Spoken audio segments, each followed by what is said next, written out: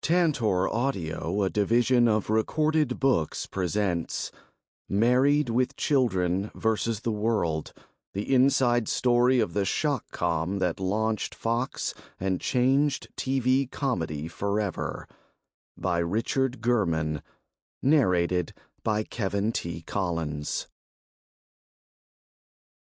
Preface.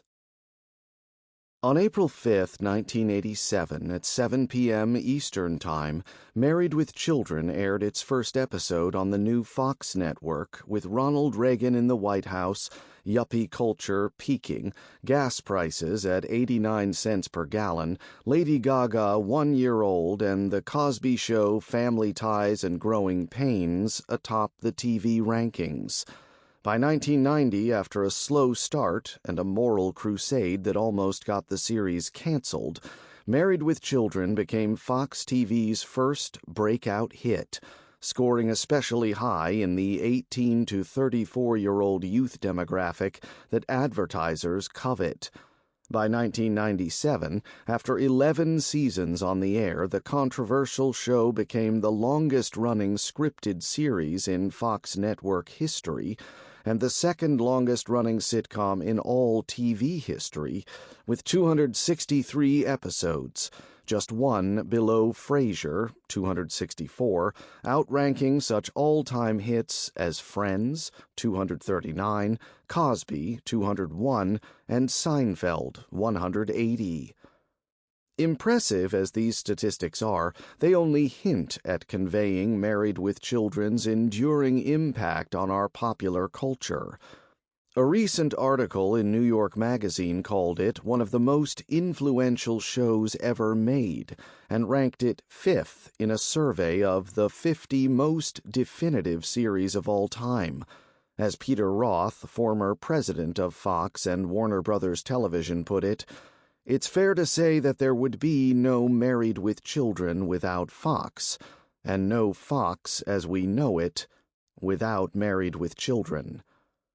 What started simply as a crude parody of traditional network sitcoms, Married pushed the boundaries of acceptable language and subject matter on network TV, presenting a more realistic, biting picture of family life, ironically ending up as a blueprint for the very establishment it mocked, as evidenced by the many shows that followed down its wayward path. Roseanne, Everybody Loves Raymond, Arrested Development, It's Always Sunny in Philadelphia, Family Guy, Modern Family, Schitt's Creek, and many more. And there is no end in sight, as Married with Children reruns are still in heavy rotation on many cable stations and streaming services, with an animated Married with Children series featuring the voices of the original cast in the works. Married with Children's lasting influence on the culture is further marked by how many subsequent hit shows in which its cast members starred, guest-starred, or hosted. Modern Family, Sons of Anarchy, Friends, The West Wing, 8 Simple Rules, The Big Bang Theory, Saturday Night Live, So You Think You Can Dance, Futurama, Dead to Me, and The Conners, to name a few. Most of all, Married with Children's legacy must be viewed in the context of being a cutting-edge show, portraying marriage unlike any other family TV comedy that preceded it, debuting with no recognizable stars on a totally unknown network, with limited audience coverage in an era when a staunch conservative president was elected by a landslide. As media analyst Steve Lablang noted, "Not since Milton Berle's Texaco Star Theater put NBC on the map at the dawn of television has any one show had such an impact on a network and the TV landscape as Married with Children." Unsurprisingly, the inner workings and behind-the-scenes adventures of this unabashedly irreverent show were just as tumultuous and uproarious as the series itself. This secret layer was a high-stakes game of whack-a-mole with breakout stars, media moguls, comedic geniuses, LGBTQ+ activists, pro wrestlers, a teen siren, Playboy playmates, hip-hop artists, moral crusaders, and anxious sponsors. Most of these shared the same passion for success, but had very different, often conflicting ideas of how to achieve it. But achieve it they did, and in most cases parlayed that success into career and financial highs that are still on the rise. I was lucky enough to be a writer-producer on Married with Children from its rocky beginning, where we were fighting the network to get our show on the air every week, to the bittersweet end where we were fighting each other to get our show on the air every week. It is my passion and privilege to share the behind and in front of the scenes spectacle with you in this book. But you don't have to just take my word for it.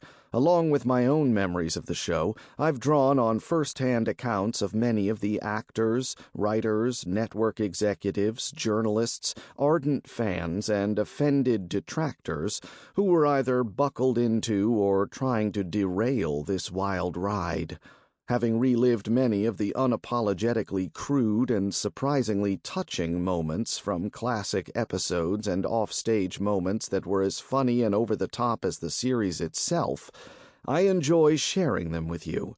The show may have been canceled, but Married with Children lives on in syndication, streaming services, podcasts, blogs, YouTube, 172,000 married subscribers, TikTok, 576.9 million married views, and other social media highlight compilations, cultural references, foreign remakes, fans' memories, and the chapters that follow.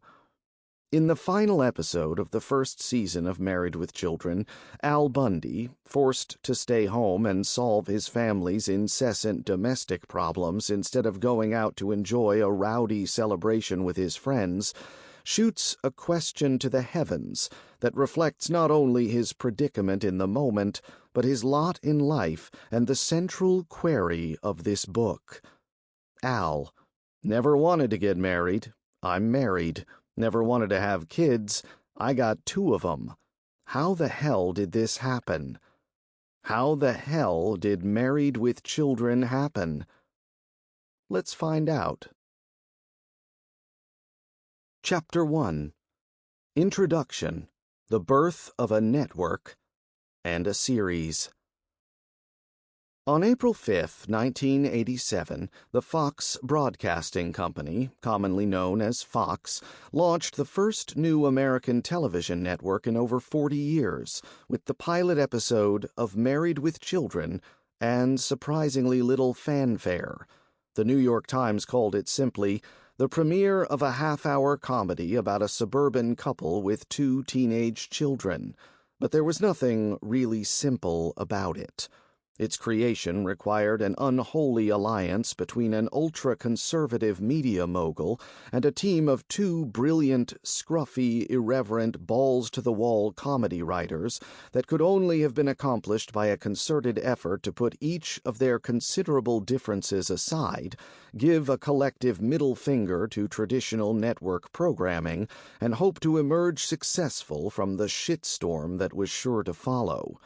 As Married with Children series co-creator Michael Moy told me, it was like trying to launch a luxury liner by breaking a bottle of Boone's Farm over the bow. For almost 6 decades prior to Fox's network debut, the TV business had been monopolized by the so-called Big Three: ABC, CBS, and NBC. Fox's gambit to join their established ranks was a long shot at best. Just to have a seat at the network table, publisher Rupert Murdoch had to ante up $250 million for 20th Century Fox Studios, knowing he would have to spend billions more to acquire enough independent TV stations and broadcast groups to even have a shot at competing in their high-stakes game. On top of that, he had the even more daunting task of creating a plan to break the iron grip on the nation's viewers ABC, NBC, and CBS held for so many decades and convince advertisers that Fox could provide the kind of programming that would reverse those entrenched viewing patterns. Fox's principal strategy was to create shows so bold, controversial, and flat-out different from the traditional networks that viewers would, at the very least, be shocked into watching. Barry Diller, Fox's CEO and Murdoch's architect in this scheme, made this clear to his staff when he told them, "Unless you grab the audience by the neck, by the shirt collar, and drag them to this other channel, they're not coming." But it wasn't just any viewer the nascent network was trying to shock into watching. According to Rick DeBrow, writing in the Los Angeles Times at the time, what Fox is really doing is much more significant, like it or not. Frankly, targeting the young audience, it is more blatantly, irreverently, and often more honestly trying to reflect the outlooks of this age group than any other network except ABC. Ted Harbert, ABC's president during this startup period, however, told me, "I didn't take the Fox threat very seriously, but I knew Barry Diller was really smart. I was just glad I wasn't working for that screamer."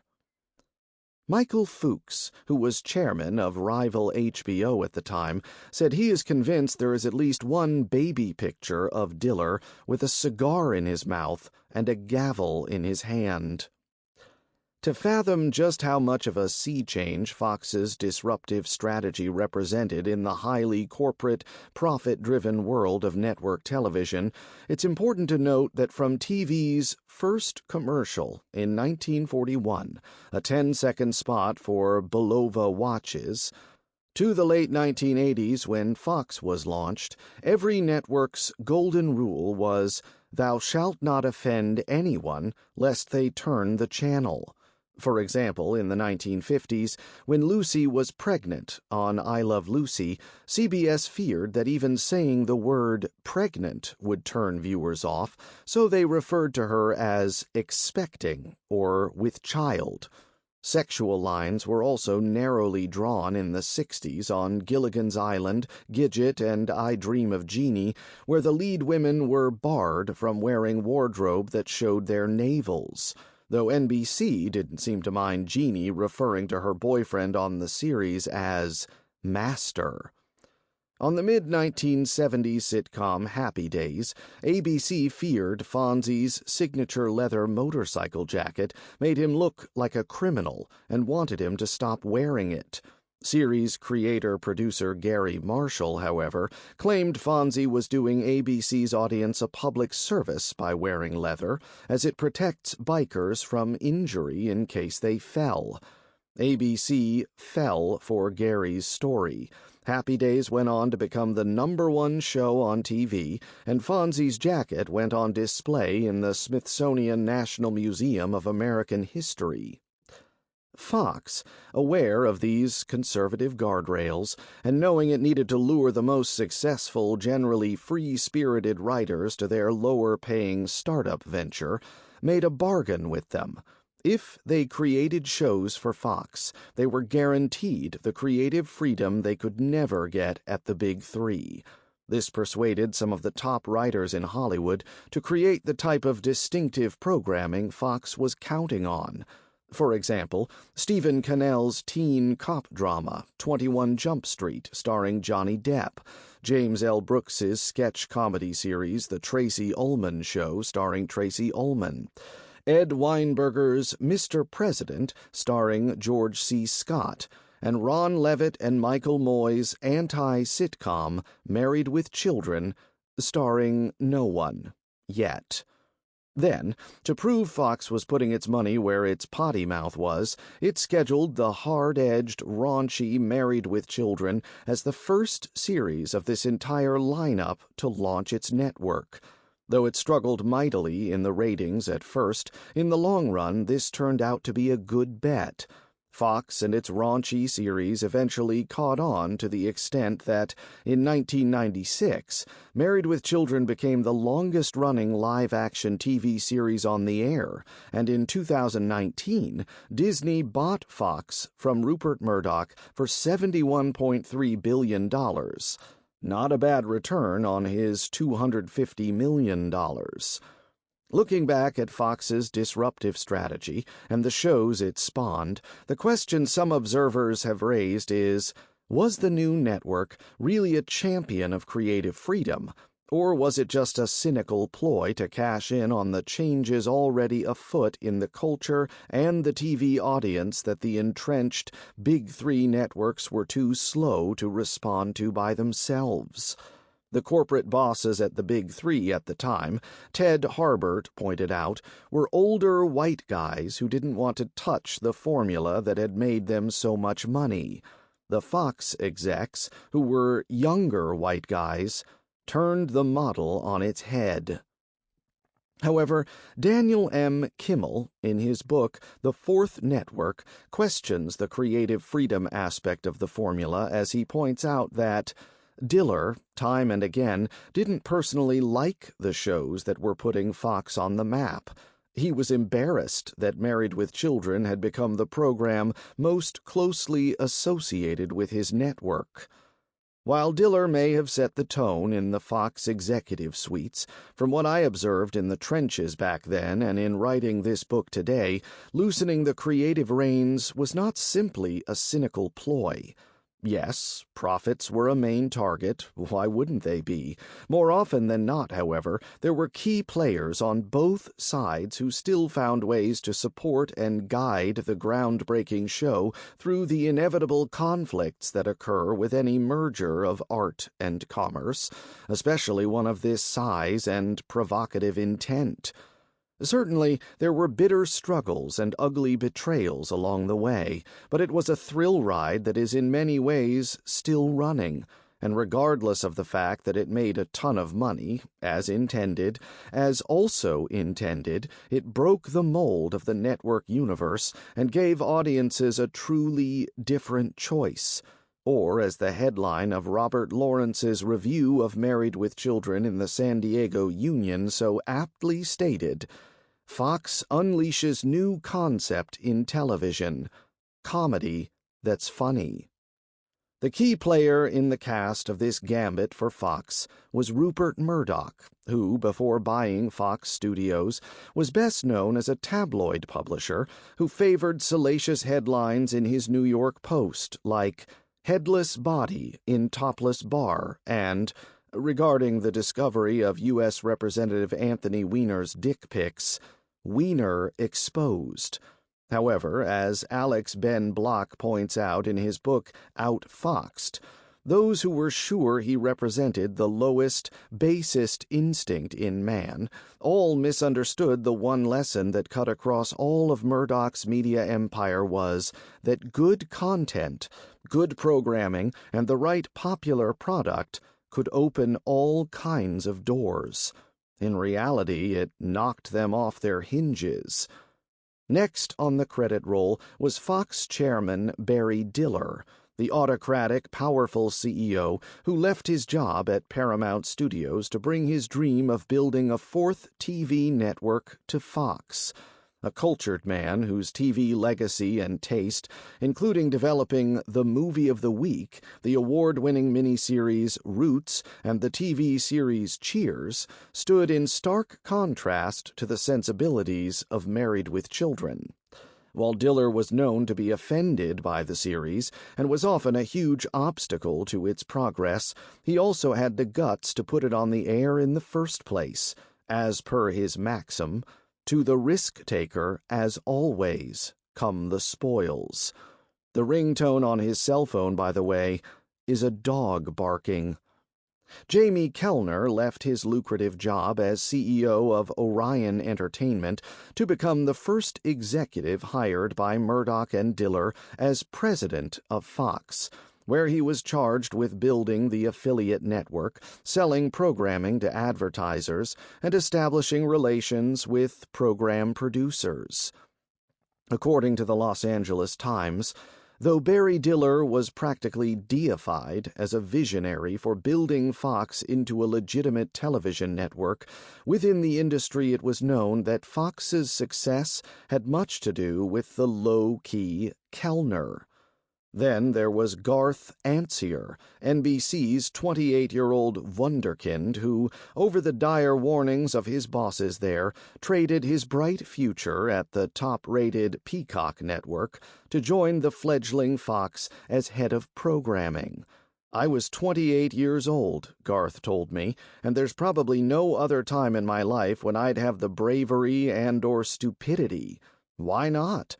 I'll work with all these amazing people in all these amazing ventures, and whether it succeeds or fails, it's an enormous learning opportunity." Garth was a visionary, a true friend of the show, and was single-handedly responsible for convincing Ron Levitt and Michael Moy to create Married with Children for Fox. Levitt and Moy, having built their stellar reputation on traditional sitcoms like The Jeffersons and Silver Spoons, were, nonetheless, dyed-in-the-wool iconoclasts and jumped at the chance to create a show that stoked what Ron Levitt described as his adolescent rebellion against all those shows where everyone sat together at the dinner table and got along and talked and hugged and solved the world's problems in 22 minutes. I would go nuts seeing that. And of course, our original cast: Ed O'Neill, Katie Segal, Christina Applegate, David Faustino, Amanda Bierce, and David Garrison, largely unknown actors who, by choosing to portray these extremely irreverent characters that the audience would forever identify with them, gambled with their future viability to be cast in more mainstream roles, a bet they stood to lose even more on in Success, where the character associations would become indelible.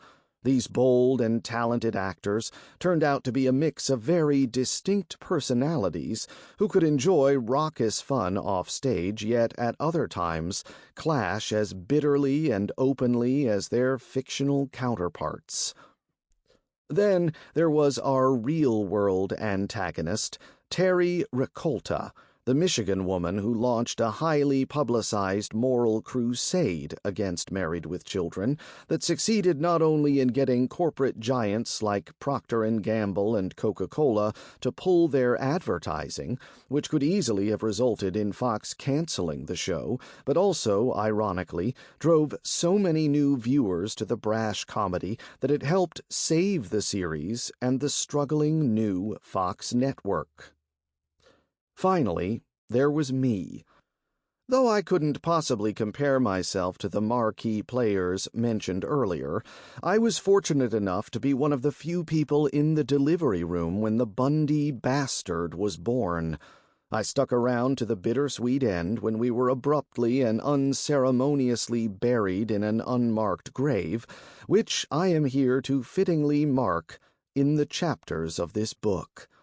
You see, back then I was a comedy writer, lucky enough to have worked on some of the most memorable sitcoms in TV history: Happy Days, Laverne and Shirley, and Mork and Mindy.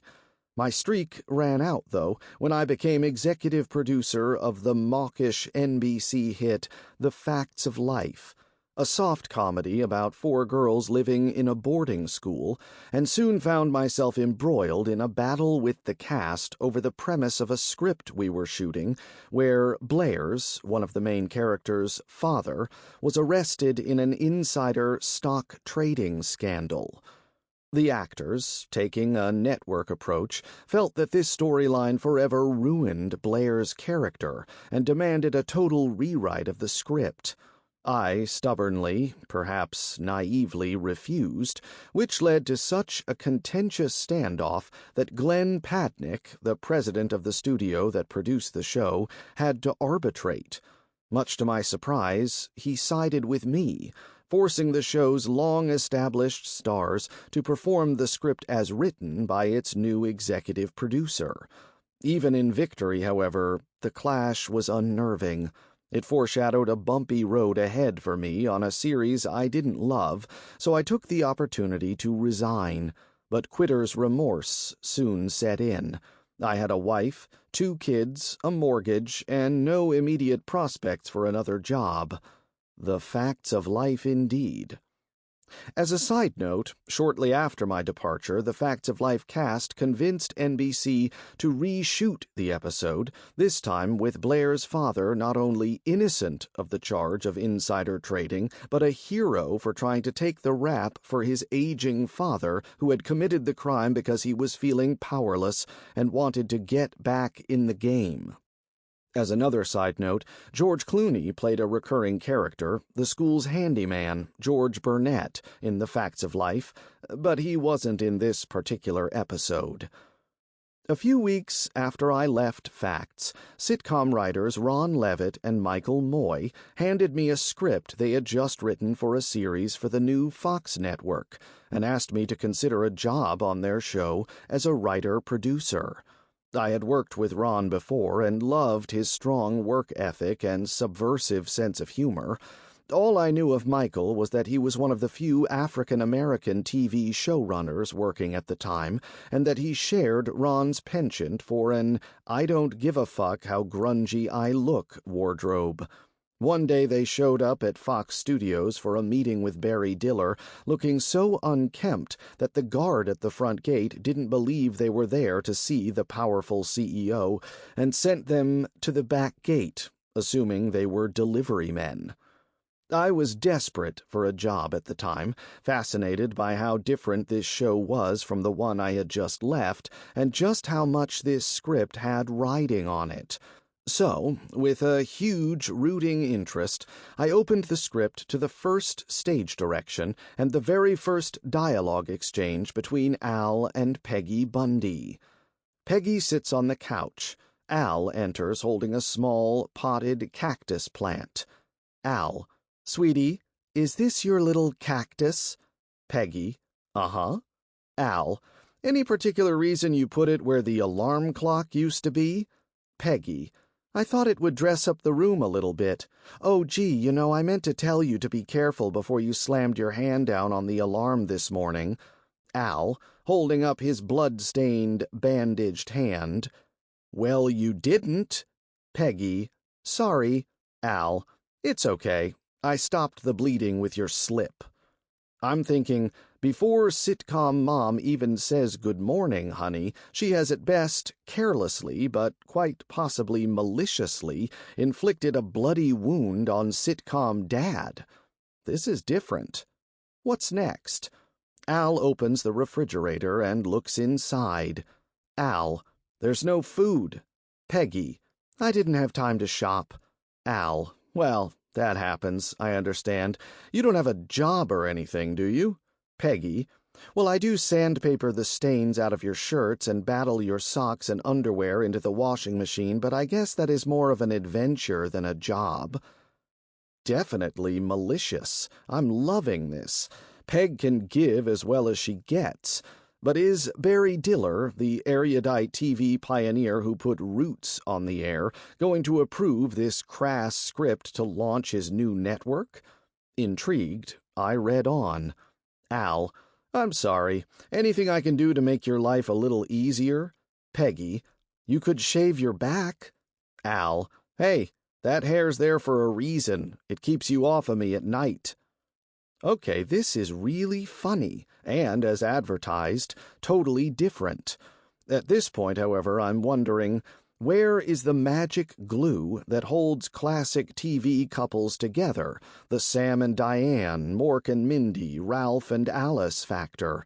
Do the Bundys have the essential element that makes viewers root for characters, even boorish ones like them, and invite them back into their living room week after week to watch? Then, as if Al and Peg had read my mind, in their own Bundy way, they answered my question. Peggy, lovingly: "Al, let's not start. We were having such a nice morning." Al, sweetly: "Yeah, I'm sorry. You're right." As Al and Peggy slyly smile and perversely yet lovingly connect, they are telling the audience that it's okay to enjoy and laugh with them, because regardless of their harsh tone, neither of them feels at all threatened by the other. They love each other anyway, in a manner that Levitt and Moy believe millions of couples do too, but that no other show on the air was honest or risky enough to give voice to. Certainly not the Keatons or the Huxtables. In fact, Married with Children's working title was We're Not the Cosbys. Then, in the final scene, to further drive this twisted yet relatable love theme home... Sample complete. Ready to continue?